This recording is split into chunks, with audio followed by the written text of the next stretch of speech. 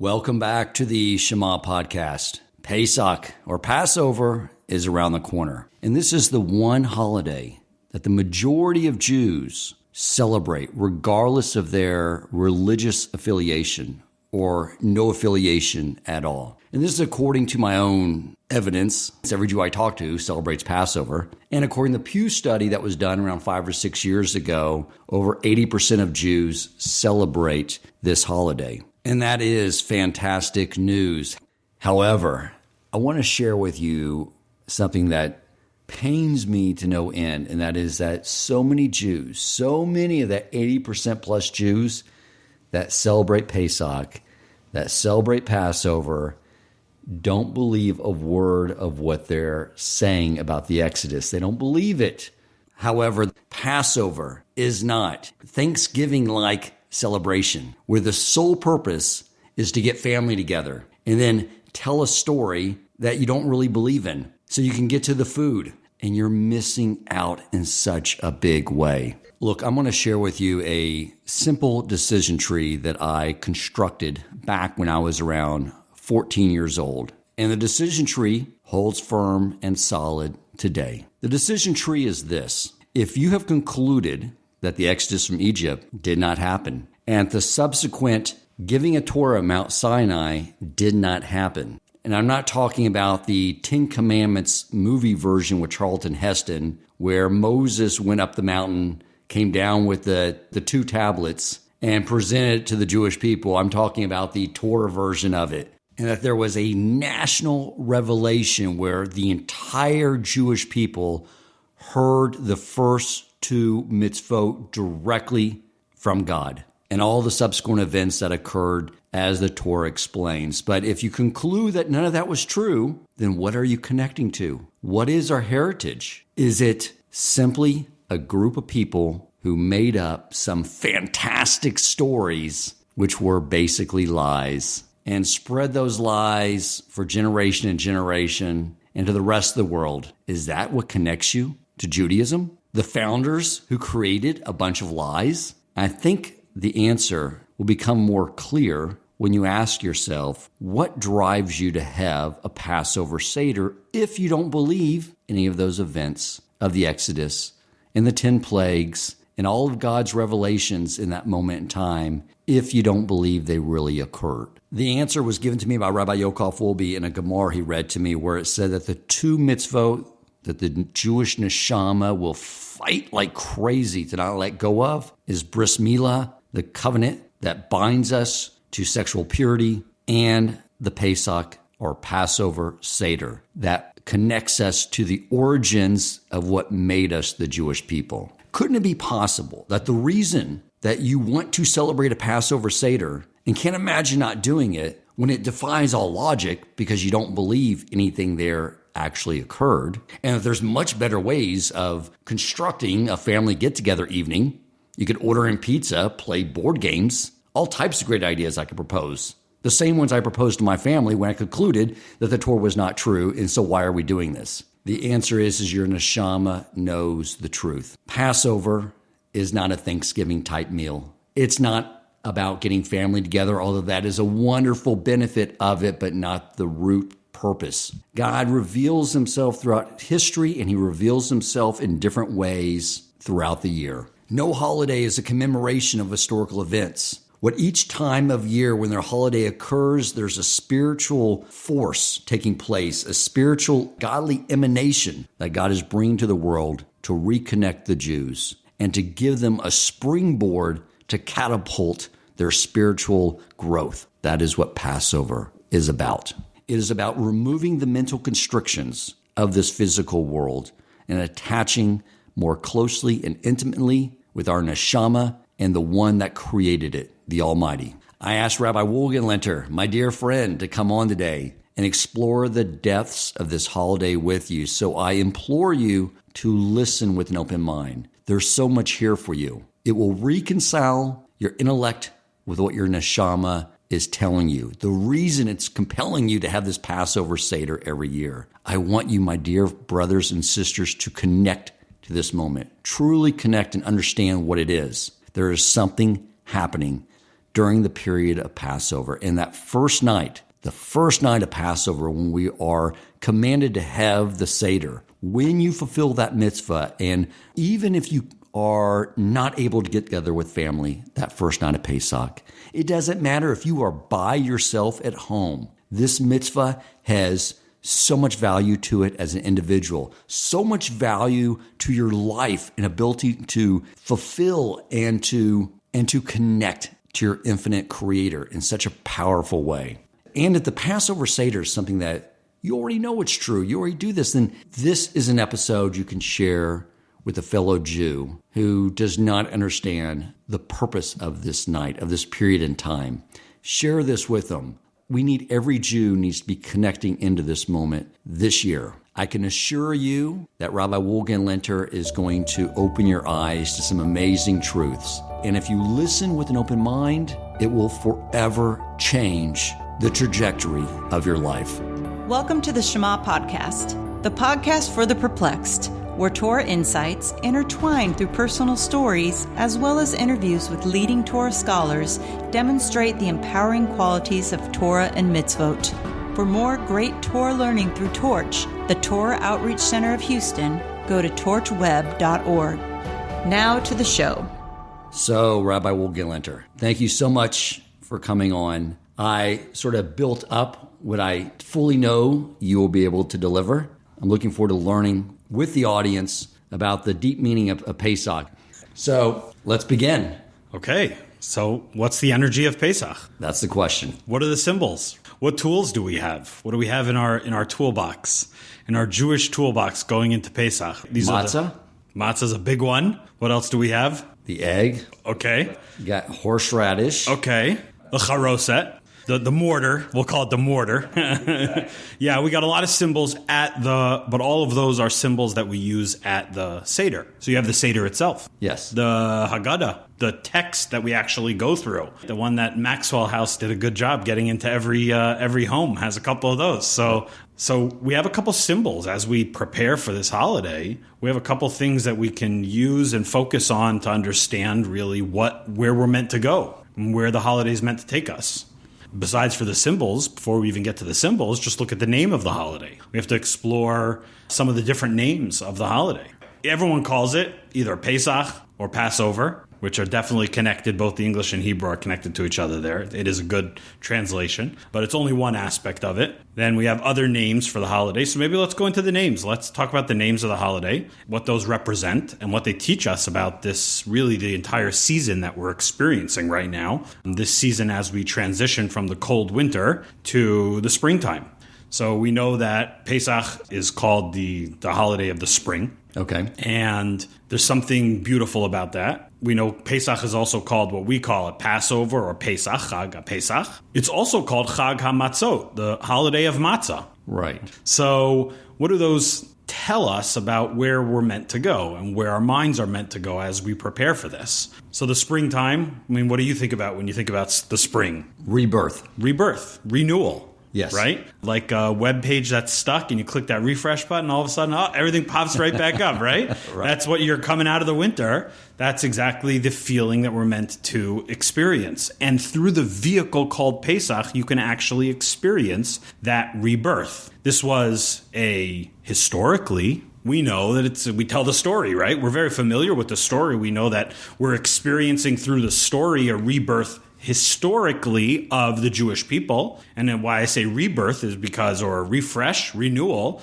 is because we were on the lowest level of impurity in Egypt, right? Right. We were one step away from disappearing. We were almost gone. And that was Paro's intention the entire time. Was, I'm getting rid of these people. And so, yes, he did it with wisdom, and he said, let's do it with slavery. But because he understood at the core of the Jewish people was something that was exactly the opposite of being slaves to a human master. So he understood that if he can get slavery and get the Jews into slavery, then he's undone what makes them Jewish. Right. We have to understand what the flip side of that coin looks like. But that's what Paro understood, and that was his intention the entire time, was to destroy the Jewish people. And what makes them the Jewish people was to take that away from them by enslaving them. And so It's a time when we come back from that. And not only do we come back from that, we roar back from that to the peak and pinnacle of our experience as Jews, which is in a few short days standing at Mount Sinai. Like you talked about, that experience, that national revelation, like a few short weeks after this, we're coming roaring, shooting out of it like a pinball, right? Like you pull that thing, whatever it's called, all the way back, right? You pull that thing all the way back and you launch that pinball, and that's the fastest it's ever going to go. It gets to the top of the machine, it comes down, and you can, click around and play around and shoot it around. It goes up and down, but in the end of the day, that energy that is coiled up in that pinball machine, in that ball, as you shoot it, is rebirth and renewal. So I was going to ask you too, there's obviously part of the story is also why God orchestrated events to cause us to be enslaved by Pharaoh, because that was part of the design as well. But that spring analogy used sort of lays it out. It created that energy by bringing us to that 49th level of defilement, almost like totally broken but not broken. And then he swoops in, reveals himself, and it's off to the races. Yes. Right? Yeah, 100%. 100%. I mean, that's the renewal on a national level. And that's what you said. We come around, and you say it so nonchalantly, like it's you take it for granted, but just focus on that for a moment. The idea of coming back to the energy that is in the air every year when you get back to a holiday or you get back to a time of the year. Like when we think about that, to be able to tap into the same level of energy, the same level, not your own little kind of like similar, something like you could taste a little bit of it. No. You get back to that full level of energy that was put into the Jewish people at the time of the Exodus. But obviously you can't get there if you don't prepare for it. People come into Pesach and say, listen, I did the whole Haggadah. I did all the days of Pesach. I ate the matzah. I did the whole thing. But did I feel anything? I don't know if I feel any different. Well, did you psych yourself up? Did you get yourself in the mindset to experience it? They say in order to really receive something spiritually, and really it's like this in the physical world also, right? You want a cup of water, I got to give you a cup first. We got to start with the cup, right? We got to start with the vessel. Right. And so the idea is that in the days and the weeks before Passover, really starting from the beginning, really it starts from Purim, but that's for another discussion. But really in the 2 weeks before, that half a month that we have from the beginning of the month of Nisan, the Jewish month of Nisan, all the way until Pesach is the time to create those vessels, make the cup that can be then filled with the taste of renewal, freedom, the taste of matzah, the experience of matzah, the ideas that you're going to present at the Seder. It's a time to prepare. And the same way that preparations are being made in stores, right, and they're being made in kitchens, and they're being made in garages all over the Jewish world, right? I mean, wherever you can, you're setting up shop to cook because, I always say it's the funniest. On the intermediate days of Passover, right? So a lot of times people are off from work. They take off from work and you take it a little easy. But it's not a holiday, so you have less shul time and you're allowed to drive and you can travel around and people spend it really, good quality family time. I guess it's become the tradition. Right. And I always say that when you pack up in the morning because you're going on a boating trip on Passover in the intermediate days, you pack up food as if you're going away for 3 weeks because that once you leave the house, it's not like you can just pop into a gas station or a store and pick up some chametz-free food or get some extra matzah wherever you're going if you're going to the beach or whatever. Yeah. So you're stuck. So you pack up. It's so funny to see families pack up. You got enough hard-boiled eggs for months. It's like the ultimate survival kit, but you have months and months of food in the back of your car. That was always what I commented as we were growing up and packing up suitcases of food to go out for 6 hours, right? Well, we just got warned this year, start shopping now. Yeah, don't leave it for last minute, for sure. Don't leave it for last minute. But you know what? I think there's really a deeper message in that. Yeah, it's true. We have to prepare for our physical stuff. Right. 3 weeks before, 4 weeks before, if you see it on the shelf, buy it. Don't be like, oh, I'll get that closer to the holiday. No, if you see it there, buy it. Stuff sells out. This, after the winter storm, when you saw those shelves, that's the Passover section, the 3 days before Passover. Right. Right. You need an ingredient, get it now. stock up now because it's going to disappear. But I think there's a deeper message for that. I was going to say, you're going to get to it. It's more than my wife freaking out and going back and forth to the store already today twice. Yeah, but you don't have a choice, right? But you're building up anticipation. It's building up anticipation. It's the excitement. It's in the air.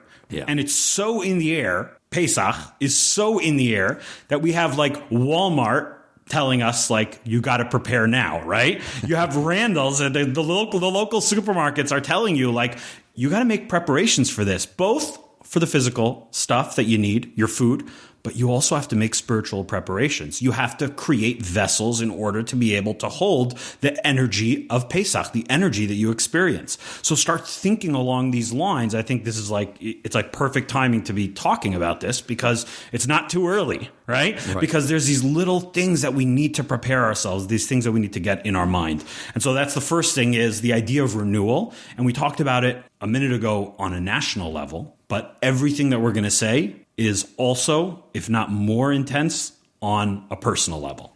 And so use this time to create the feeling like Nisan is the first of the Jewish calendars, right? We know we have Rosh Hashanah, it starts the Jewish New Year, but on the calendar, the first of the months is Nisan, right? For many things in the Talmud, Nisan is used as the beginning of the year. And when we talk about this as the beginning of the year, this is like, New Year's resolutions without the pressure of Rosh Hashanah, without the pressure of the high holidays, without having to come to say, I'm going to do Teshuvah and it's going to be, it's going to be a better year. We're talking a whole different level of New Year's resolutions, which is this calendar year, this Jewish calendar year is going to be a different year for me. And I'm ready to renew myself. I'm ready to come into things fresh. I'm ready to look for new insights, new inspiration, new pathways towards coming close to Hashem. And that is, when you start thinking those thoughts, you're then open. You've created that cup that you can then pour into. Okay. So that's the first thing. Beautiful. And you're going to teach us how to make the cup. Through thinking about it, let's start the discussion, right? Okay. Let's start the discussion. For every person, it's different how to create that vessel. But what creates the vessel is being aware of these themes that are in the holiday, that are coming out through the holiday, being aware of them, discussing them, talking about them, making them part of your vocabulary in the weeks leading up to it, because then you'll start seeing the messages. You'll start seeing the messages come to you. Someone will send you a little, hey, I saw this idea, or I want you to read this article about Passover, and you'll start seeing that everything feeds into that vessel that you're creating. Okay. And isn't part of creating a vessel when it comes to spirituality about a sense of yearning for something?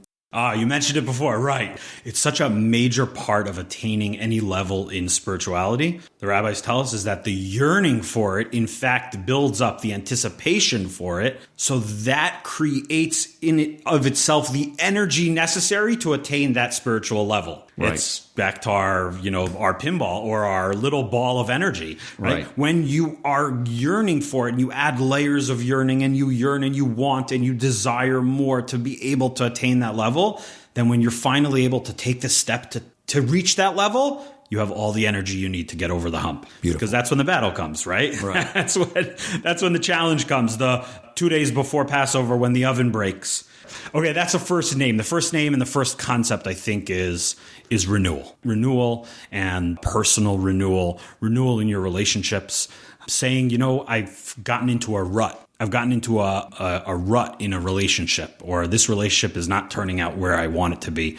And to be able to say, you know what? I want to hit the refresh button and I want to come at that relationship with a new and create a new experience and create a different direction for that relationship is something that's all built into Passover and built into the energy that is in the air. And so use the time wisely for that to really refresh things. That's the first one, okay? The second name of the holiday, and really there's the way the Torah calls it, and the way the Torah refers to the holiday is Chag HaMatzot, the holiday of matzah. Yes. So it's obvious that if you want to say Pesach, you can't have Pesach without matzah. You can't have matzah without Pesach. Matzah not on Pesach is just not the same. Right. There's something special about matzah and Pesach and the relationship between the two of them. And the other name I heard from a great rabbi. He said that this other name is actually the other side of that same name.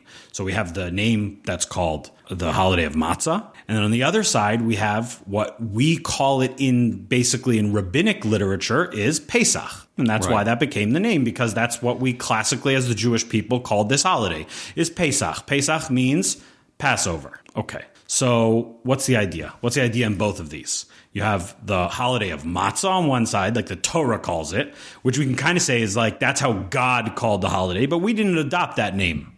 We adopted a different name. We don't call it Matzah Day, we call it Passover, Pesach. So what's the idea? So I heard from Rabbi Levi Yitzchak of Barditchev. Okay, the Barditchever says that this is representative of the fact that God, when he looks at this holiday, he says, what I want from you, what I'm giving to you is matzah, is the gift of matzah. We'll explore this more. But there's a difference when we look at the holiday, we say what we give to God, what we recognize about the holiday is Pesach is the fact that God passed over the homes of the Egyptians and, at the plague of the firstborn and was able to get us out of Egypt, right? We're kind of focused. He passed over the homes of the Jews. Sorry. Thank you. Okay. Yes.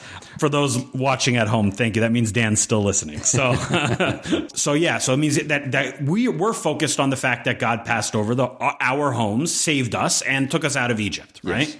Okay. So what's going on here? The idea is that in a relationship, and we have to understand that we are deeply in a relationship with God, we as the Jewish people and we as individuals. And in a relationship, each side gives the thing that each side contributes to make that relationship a great thing, right? And so what we realize is that God tells us what I want from you is to focus on matzah. What I want you to contribute is to focus on the matzah. And we'll talk about the matzah in a minute, okay? Please. Let's just keep that as a placeholder in our minds. What we say to God is that we realize that he is also invested in the relationship. And our number one proof for the fact that God's invested in this relationship is the fact that he saved us from Egypt. Right. By passing over our homes, right? Not killing us with the Egyptians, not making us, just disappear as a little speck on the big timeline of history. And he kept us around through everything, represented by the plague of the firstborn when he actually saved the Jewish people. And he himself was involved, personally involved, like that verse says. And I myself passed over the home of the Jewish people. Right? That God came to kill the Egyptians, but he himself was involved in saving the Jewish people. No messenger, nothing like that. This was God himself. And so we recognize that God is also invested in this relationship. So we are invested in what he wants. He wants us to experience matzah. And we recognize that and pray for and plead and hope and yearn for God to continue to be invested in this relationship, personally invested, he himself taking charge of the world and, manipulating our destiny as the Jewish people. And so those are they go hand in hand, and they really tell us a lot about Pesach, because what is matzah? What's matzah, right? What is it? Who knows, right? Who knows? What is it? I mean, what do you see in matzah? Unleavened, constipating bread. Mm-hmm. Okay. It's great the first night. And after a while, you're like... I'll give you a hint, because this way, if it's not a Saturday, right? So meaning if it's just a regular holiday part of Pesach, or it's a time when you're allowed to cook, let's say, okay, which would not be on Shabbos, when it's Shabbos and Pesach. On any of the other days, if you take your matzah that was baked probably around Hanukkah time, by the way, right, which is definitely how it tastes, if not before that. If you take your matzah and you stick it in the oven, this is called a pro tip, okay? I'm giving this out for free. Okay. On my hotline, call me. Okay. Pro tip, right? Okay. Here's a pro tip, okay? Take your matzah, stick it in the oven, 350 for like 4 minutes. Okay. Don't toast it. Just stick it in there. And you take it out. It will taste almost as if it just came out of the bakery. Really? Wild. It'll change your matzah experience. Okay? It'll change your matzah experience. But let's go to something else that you said. You said that it's unleavened bread, right? Right. So what's the difference between, essentially, the essential difference between matzah and what we're not allowed, or what we're meant to be removing and staying away from on Pesach, and chametz? What is the essential difference between the two? Isn't just pretty much air. It's air, nothing, time. Yeah. Matzah is baked in under 18 minutes because anytime you mix the water and the flour together and leave it for longer than 18 minutes, and you just leave it, air, but time really, right? When you just leave it for a longer period of time, it becomes chametz. So that's why the matzah is baked very quickly in order to keep under that 18-minute baking time, which is the time we know that it doesn't start rising. Okay. Right? Okay, so essentially the difference between chametz and matzah, between leavened products and unleavened bread, is just time. Okay? So what does that tell us about our Jewish experience? It's just about time.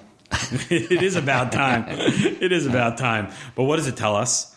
What is that? What insight could we learn from there? It's something to do with not delaying. Things need to be done quickly. So you ever watch a kid who wants to get a popsicle? Imagine the situation, right? Kid wants to get a popsicle. So he zooms to the freezer, right? Yeah. Throws the door open, climbs up the shelves, gets to the popsicle shelf, pulls it out, opens it up, pops it out. He's got his popsicle, right? Exactly. There's an excitement. There is something that is I can't waste time when I do this. Right. That alacrity is what we're trying to get towards, I guess, mitzvot and growth. Yeah. Is the idea in matzah is the idea that there's not a lot of time, is that you have to go and grab as much as you can, right? In fact, the rabbis say, when a mitzvah comes to your hand, do not let it become chametz.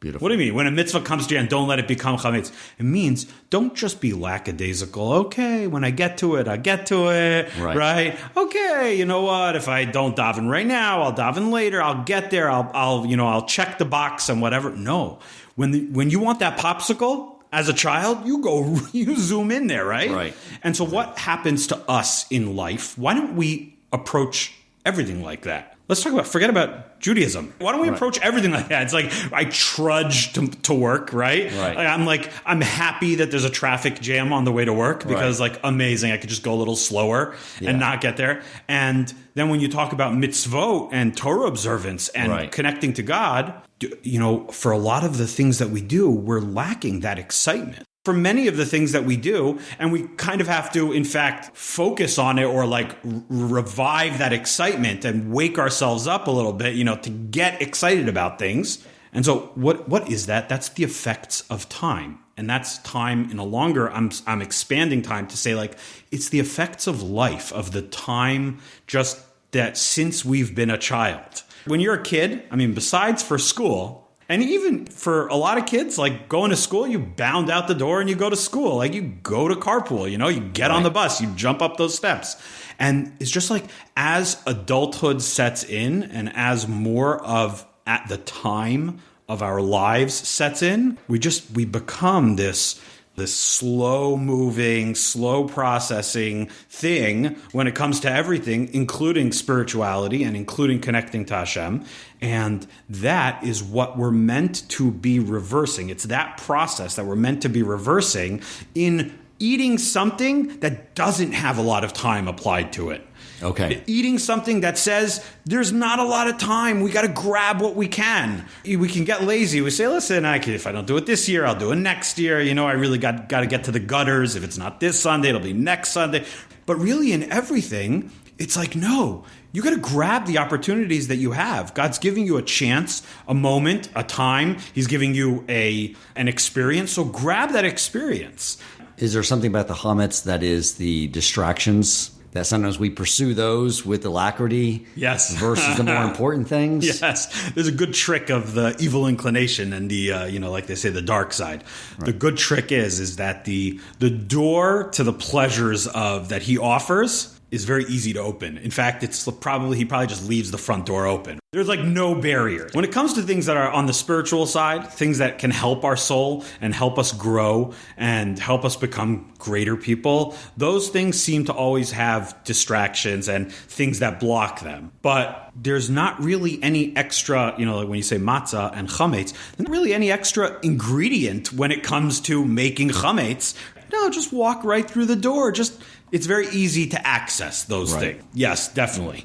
The other thing so when we talk about concepts or themes, ideas that we find in the matzah and in chametz, so now if there is a reason for staying away from chametz and a reason for eating matzah, it makes the experience of eating it all the more meaningful. Because what you're in fact doing is ingesting, bringing deep into your body, making yourself, your body, one with whatever ideas you can come across and whatever this chametz and staying away from chametz and matzah, whatever those things symbolize, right? Whatever symbolism you find in it. So I think it also, when you create these vessels, it changes the way that you clean a house for Pesach. We're obviously going to clean and we're going to get rid of chametz, but we're not only getting rid of the physical chametz. Yes, we are, but that's meant to teach us something. That's meant to tell us, go find that part of your life that is chametz. Go find the part of your life that says, I'm disconnected from when I was a child and I had that exuberance, excitement, passion for things. Right. Go find that stuff and get rid of it. Don't only look in the cupboards in the kitchen. Look inside the cupboards of your heart, the little closets and the little crevices and the cracks, and go find the chametz in there also. Right. Go clean it out. Right? Go find that stuff. So that, and then on the flip side for eating matzah, when you're eating matzah, is you are now taking whatever idea you say. So if matzah means, really what it means is excitement, passion, I want to, alacrity. I want to go quickly to grab as many good deeds and as much spirituality as I can. When we say that that's what matzah is, so now think about that when you eat it. Changes every bite that you take. You're ingesting these ideas. You're taking it and making yourself one with these ideas, in fact. That's idea number one. Chametz and matzah. The other idea of matzah, just very basic, is the idea that leavened dough, what it's doing is it's rising. And like you said, air originally, but that is an added ingredient because it's rising. It's taking up more space in the world. And we know that in Judaism, we're taught that one of the good character traits that we can work on is being humble. Being low. It doesn't mean being depressed, but it means understanding my place in history and understanding where I fit in and understanding that the gifts that I may have came straight from God, the physical things that I have, understanding all those things, and they're not a result of, I'm so awesome, I'm so amazing, or having any being haughty is something that we stay away from. And so another message in the matzah is to view yourself as a matzah. Not as chametz, not as leavened bread, as something high, puffed up, walk around, with your head up. I'm the best in the world. I'm the most talented, fill in the blank in the world, right? Right. No, we have to work on our humility and work on that. Really, another element of humility is simplicity. It's just not overthinking things. A lot of times when we talk about faith in God, emunah, Rabbi Nachman says, the main level of emunah is to come with simple faith. Simple faith, I believe. Ani ma'amin, I believe. And to work on that through the story of Pesach, what better example or reason do we have to believe in God for what he did to our forefathers and the amazing details that we have about this story, the miracles that he did and the way that God changed nature, all for who? For you and for me, for the Jewish people. And so to think about that really, it affects your emunah. Okay. And it affects your understanding of just be a simple person. Because the truth is, obviously, we know every question is on the table. You're allowed to ask any question. But sometimes the evil inclination of the Yetzer Hara, he tries to put in tries to make you a little bit too sophisticated. And it's sometimes it's whoa, let's slow down. Can we just look at this simply? Because maybe in the most simple thing is really the deepest. And the humility is also a way we create that vessel that you started off discussing. Yes. That's what you got to empty the cup, and the ego / Yetzer Hara is what can fill it up, and we can't bring in anything from the event, from learning Torah, from experiencing the mitzvah. Correct?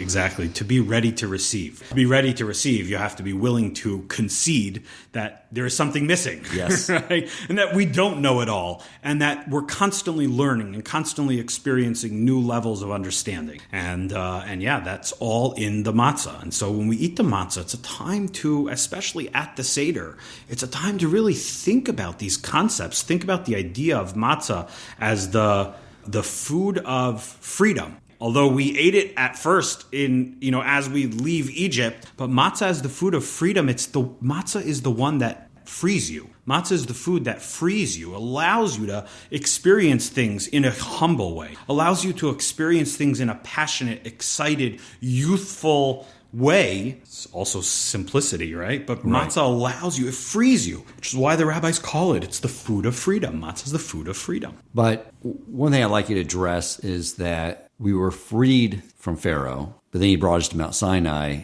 and says, now you basically are my servants, right, if you will. So reconcile that where that freedom resides in. If he basically put us in bondage in Egypt for all those years to turn us into the mindset of a servant so then he could become our master.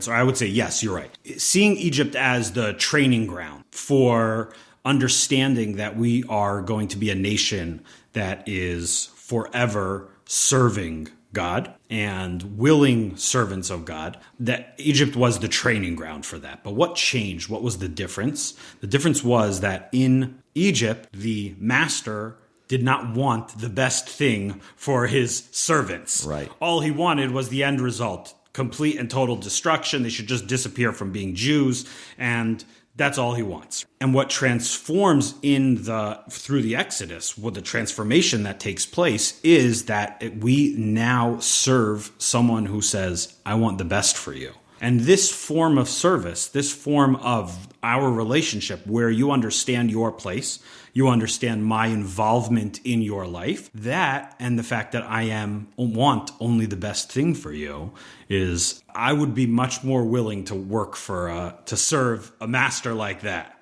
And the other element that we're forgetting is that we develop this relationship so deeply that it's like the relationship of a son to a father. So it is true, we do say that God is the Melech, God is the king, but don't forget the other half. He's also Avinu, right? He's also our father. Absolutely. And there's also an element too that what we do become free of is other men. And what plays out during the 10 plagues and the splitting of the Red Sea is we actually can become free of the effects of nature because God's the one that's controlling all of them and we work and are connected directly to God. There's nothing holding us back, right? Like the way you just put it, there's literally nothing holding us back from achieving the goal that our soul knows we need to do, which is bringing more godliness into the world. Through all of our actions and all of our experiences, interactions, everything, bringing more godliness into the world, making this world a place where God says, you've uncovered the beauty of me, of the creator of the world. You've brought that out into the world. There's nothing holding us back from achieving that. Right. Yeah. Wow. Yeah, most definitely. So those are some ideas in chametz and matzah. There are many more. But I think that people, listeners need to explore, go find it. It's so easy to access, right? I mean, shameless plug for what? For the internet, right? I mean, go use technology, go find your local connection source, but go read more about Passover. We still have time. There's still time to order on Amazon. Go find a new Haggadah or a new book of essays on Passover. There's some really, really beautiful stuff out there. And just read. Put yourself in the mindset. Prepare yourself to be able to be a receptacle, to be a vessel, to be able to accept the energies that are out there. Is there anything else you want to add with regard to the Passover component of the Pesach holiday? Because there's multiple layers to that too, correct? Yeah.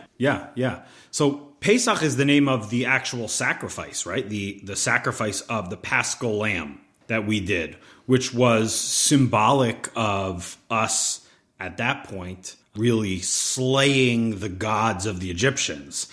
at the request of our God, the ultimate power in the world, and really separating ourselves, like you said, transforming from slaves to man, to becoming these unbound nation that was free to go and achieve their mission. And so there is an element of it in there that has to do with the sacrifice and the Paschal lamb, and which is very important to study about also. I mean, the beauty of what they did in the temple when they would bring the Paschal lamb, this beautiful recounting, historical recounting from there's a Roman historian from the end of the Second Temple period, I believe, who was stationed in Jerusalem and witnessed them bringing the Paschal lamb, the sacrifice, at the end of the Second Temple.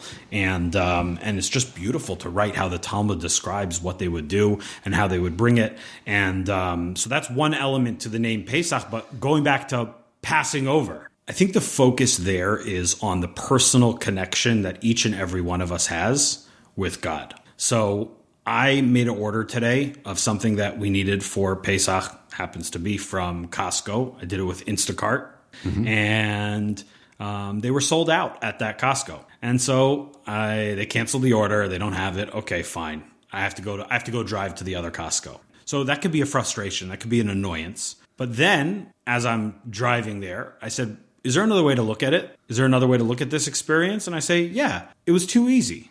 I don't know, this was my message. Ordering it from my phone was too easy, right? You're supposed to be helping for Pesach, right? And you're like, I helped. I pulled out my phone and went click, click, tap, tap. And then I put in the order for what we needed. No. We got to put in some effort for this, right? It doesn't come easy. We're on our way to attaining a new level of spirituality, and that's something that you got to work for. And so today, the message for me was, no, you got to work for it a little bit. And so I drove to the other Costco in the other part of town, and I found what we needed, and I got it, and I was successful. It was there. They were not sold out. I was very grateful. I feel like that the only way to believe that is a message, or to start thinking about things in your life and saying, are these messages for me? Is if there's someone sending the message.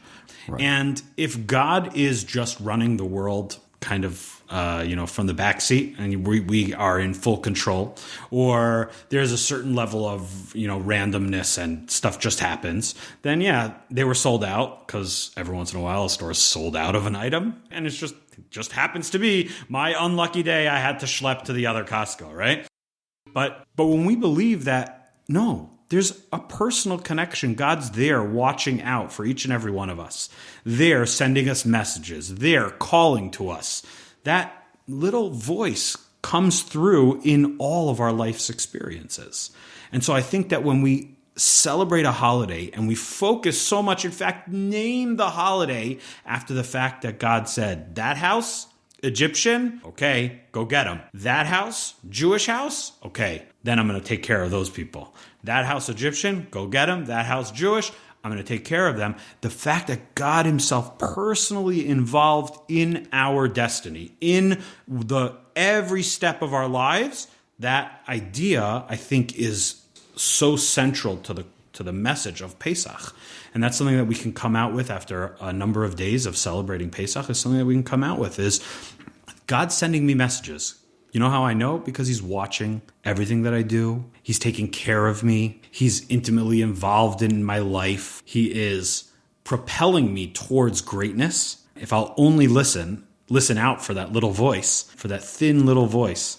If I'll only listen out, then that's you can hear it through the holiday of Pesach. And I think that's why we focus on that episode of passing over. Did you have another idea in mind? Well, I mean, similar to that, but that it shows that he was so intimately involved that the idea of just random occurrences of nature, he absolutely just ruled out. It wasn't the one that was social distancing with a face mask was okay, and the other one was got sick. Right. It was, I'm controlling everything. I don't care if there was Egyptians right next door to a Jew. They were fine. The Egyptians, their firstborn were taken from them. So I think that's a very important message for us to dwell on. Yeah. I understand, too, that the root word of Pesach also is from a word for like leap or jump, like to signify what you mentioned in the beginning about this is a time to spring forward in our spirituality and connection. Is that accurate? Yeah. Because really, that's when we say Passover, what it means is he jumped from home to home, right? Like that, it's all in the same word. But yes, to leap, to go over, to bound forward, right? Right. Definitely. Okay. So to summarize here, what we need to be doing between now and then is building ourselves into these vessels to take a leap forward in our spirituality. And that comes from the preparations, and during those preparations, building up anticipation and yearning for this event and yearning for the ability to grow closer. And one of the other components of that is through the cleaning out the chametz and looking for the chametz in the home and only going to a point where we'll only be eating matzah is to take in that sense of humility, because from that humility that we know that we are utterly dependent on God. Everything we have comes from Him. And when we have that state of mind, that's what's going to help us seize the moment. That's exactly it. Beautiful. Exactly it. Let's start preparing ourselves, right? This podcast should be one of the tools used, but go find other tools. Listeners got to go find other tools. I got to go find other tools. We got to read. We got to watch. We got to experience. Right? This is a great time to take a break from Netflix. It'll be waiting for you after Pesach. Right? It's there's not enough time. It's like, just imagine that feeling if a person doesn't prepare and then they get to the night before Passover and they're like, I have to clean my entire house tonight.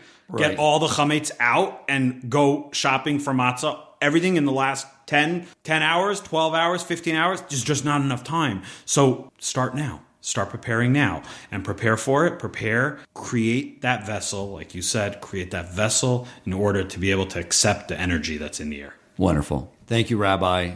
Thank you. So you'll come back next Sunday and give us a nice little tutorial on the more practical how-to, everything we need to do. Schedule it. Beautiful. Schedule it. Awesome. Coming next week. Stay tuned. Take care.